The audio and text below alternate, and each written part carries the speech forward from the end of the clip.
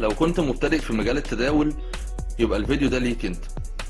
دلوقتي انت بتتفرج على ناس بتحقق ارباح كتير من التداول، وده بيعرض الصفقات اللي كسبها، وده بيوريك اجمالي ارباحه بقت كام. لكن محدش هيقولك هو بيكسب علشان هو رأس ماله في التداول كبير جدا، علشان كده لما بيخسر بيستنى المؤشر يرد تاني في صالحه وبيبتدي بعدها يحقق ارباح كويسة. ببساطة يعني لو ما معكش رصيد تداول يغطي خسارتك يبقى للأسف رصيدك هيصفر.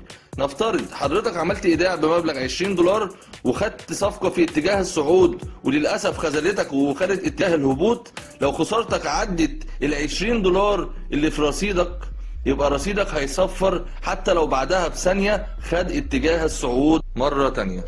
لمزيد من التفاصيل هتلاقوا الرابط موجود في الوصف.